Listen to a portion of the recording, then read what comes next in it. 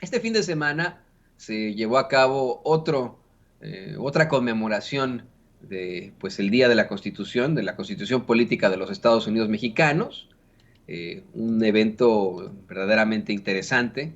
Se lleva a cabo, le digo, este fin de semana, y en el mismo, el presidente López Obrador, en cara de Lorenzo Córdoba, exige una reforma electoral. Imagínese usted, sí, sí, sí, en su rostro, así lo hace. Le digo, fue un evento pues verdaderamente importante, de resaltar. Y bueno, vamos a escuchar parte de estas declaraciones que hace el presidente en su discurso por el 105 aniversario de la Constitución Política de los Estados Unidos Mexicanos. Amigas, amigos,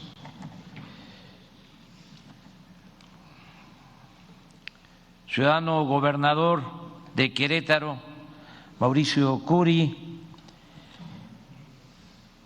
jefa de gobierno, gobernadoras, gobernadores de los estados de la República, representantes de los tres poderes del gobierno de la República, servidores públicos, mujeres y hombres, amigas, amigos todos. Hoy conmemoramos un aniversario más, recordamos que hace 105 años se promulgó la Constitución vigente, la Constitución de 1917. Como aquí se ha dicho, lo mencionó Mauricio Curi, las constituciones son fruto de procesos de cambio, de transformación. La primera Constitución Federal de 1824 surge para hacer valer nuestra independencia y dejar de manifiesto que México sería un país libre, soberano, con una república popular, federal, una república, no una monarquía. Ese fue el mensaje principal de la Constitución de la Primera República Federal de México. La segunda gran Constitución fue la de 1857 y tuvo como propósito separar al poder civil de el poder clerical. Es esa Constitución fruto de un movimiento liberal.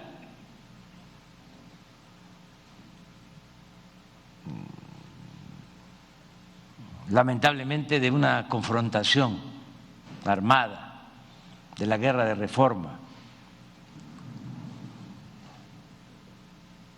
Pero México fue desde entonces un ejemplo para hacer valer un principio bíblico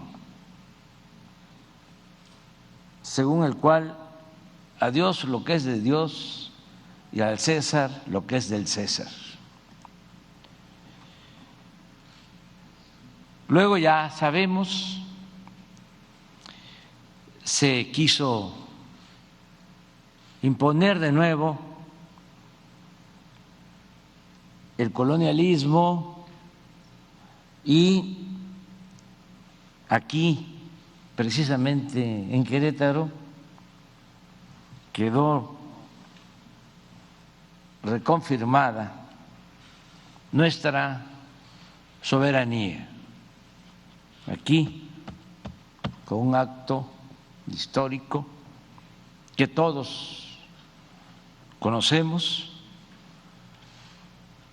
se estableció que México es un país libre, independiente, soberano.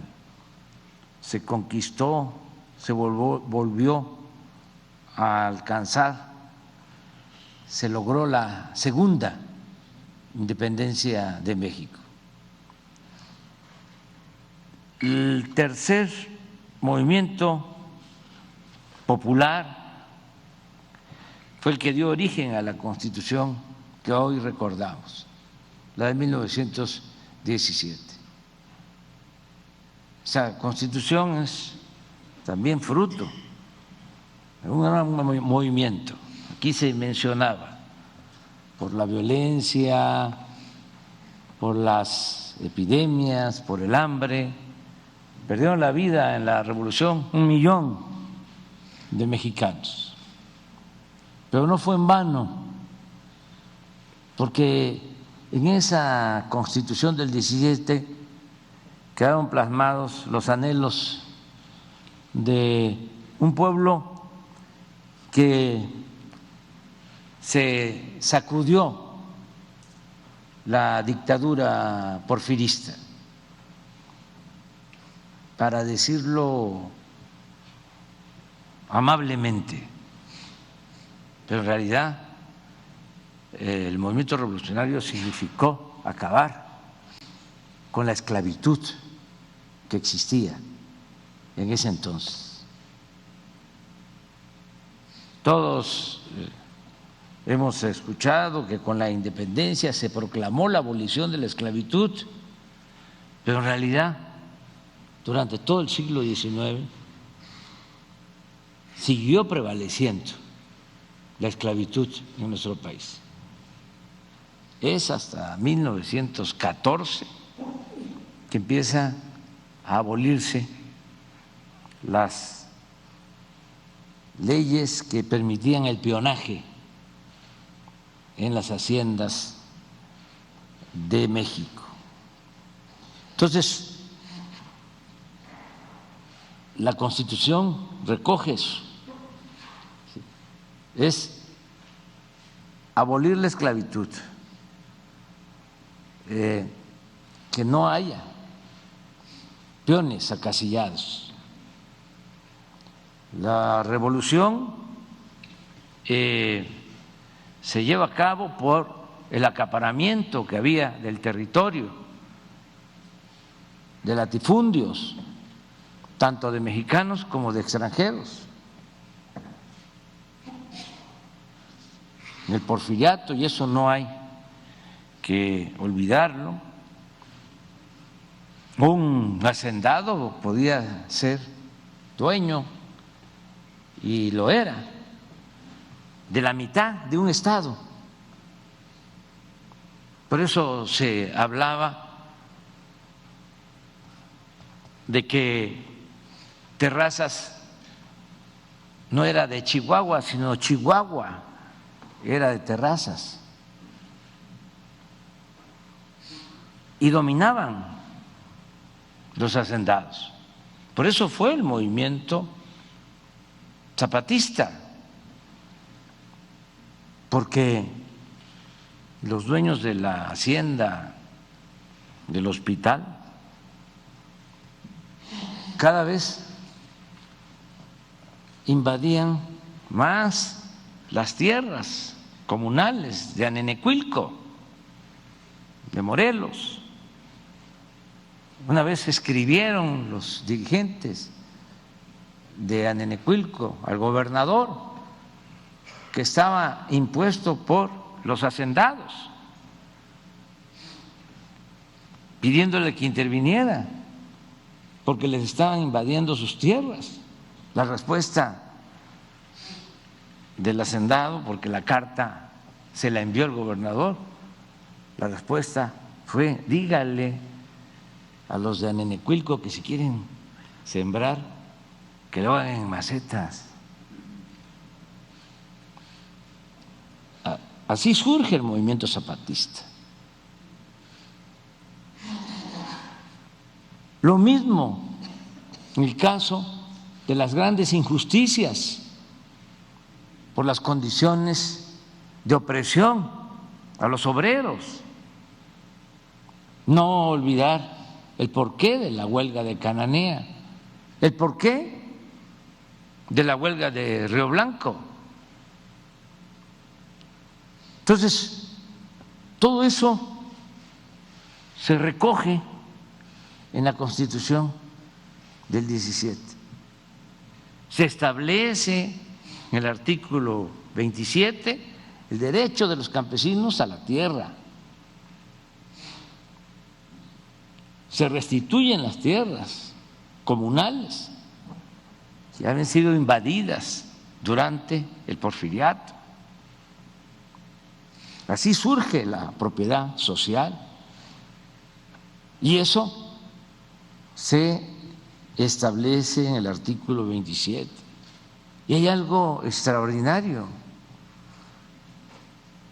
La Constitución del 17 se nacionalizan los recursos naturales de nuestro país,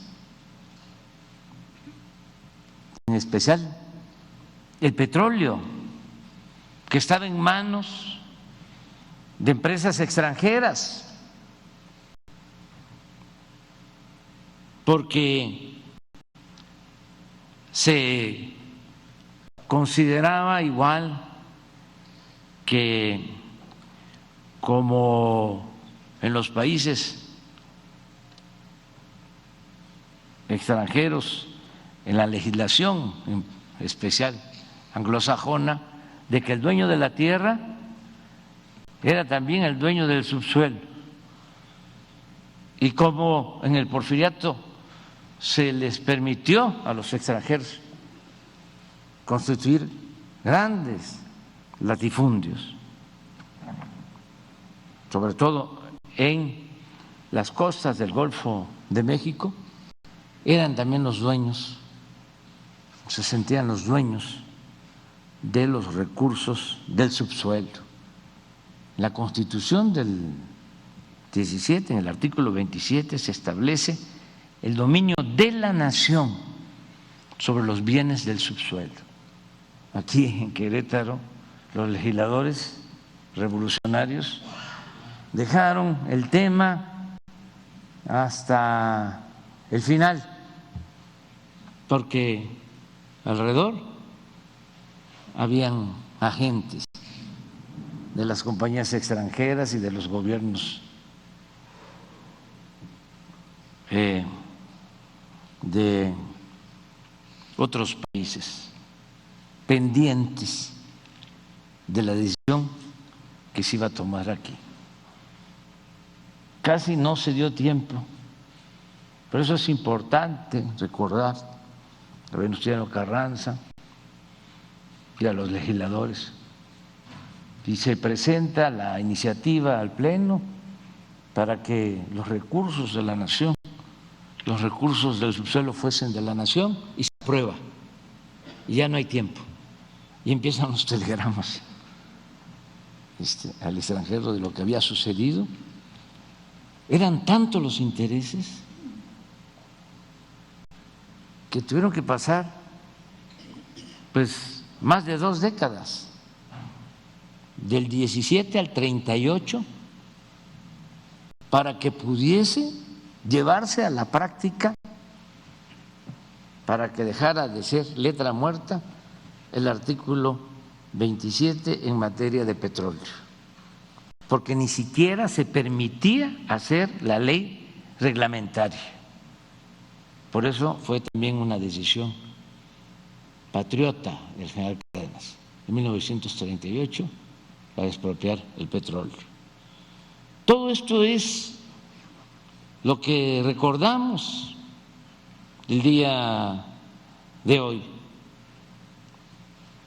la justicia social, la defensa de nuestra soberanía, eso es la Constitución del 17. Y tenemos también que ser autocríticos. En los últimos tiempos, y yo respeto otras opiniones, pero desde mi concepción, durante todo el periodo neoliberal, en vez de avanzar, retrocedimos en cuanto a los derechos establecidos en la Constitución. No se legisló en favor del pueblo de México, se legisló en favor de las minorías y se entregaron bienes de la nación a particulares, nacionales y extranjeros. Hubo graves retrocesos. Por eso, cuando aquí Sergio hablaba de que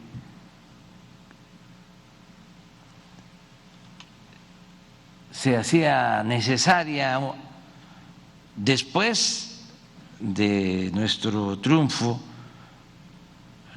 proponer una nueva Constitución, lo pensamos, porque todas las reformas que se hicieron en 36 años fueron para ajustar el marco legal en beneficio de las minorías, no para defender al pueblo ni hacer valer nuestra soberanía. Pero imagínense, y por eso la política, entre otras cosas, significa optar entre inconvenientes, lo que nos hubiese costado llevar a cabo un cambio así, el tener una nueva Constitución, no se hubiese desgastado, nos hubiese confrontado, no hubiésemos avanzado. Entonces optamos por reformar, buscando los equilibrios, también la conciliación, y se avanzó en reformas muy importantes. Imagínense, para la justicia social, lo que significa que en la Constitución se haya establecido, la Constitución vigente, el derecho de los adultos mayores a la pensión, el derecho a la pensión para niñas, niños con discapacidad, el que se haya elevado a rango constitucional el derecho de estudiantes pobres a recibir una beca para estudiar, el derecho del pueblo a la salud, que esto se haya logrado al reformar el artículo 4 constitucional, lo que hicieron los legisladores, y que además se haya escrito en un transitorio de la Constitución que no deben de reducirse los presupuestos destinados a garantizar estos derechos. Eso fue un avance importantísimo. Lo mismo, el que se haya logrado reformar el artículo 28 para que se considere prohibida la condonación de impuestos, que era un abuso, una gran injusticia porque la mayoría de los mexicanos, los más pobres, estaban obligados a pagar sus impuestos, todos pagaban impuestos, todos, porque hasta el que compra una mercancía tiene que pagar un impuesto. Entonces, las grandes corporaciones empresariales, financieras. De esta forma, el presidente López Obrador, con todos estos precedentes, pues, en la cara de Lorenzo Córdoba, del consejero presidente del INE, exige esa reforma electoral. También exige la reforma energética. Dice que se necesitan estas reformas para evitar el saqueo y los fraudes en México. Le pido a don David que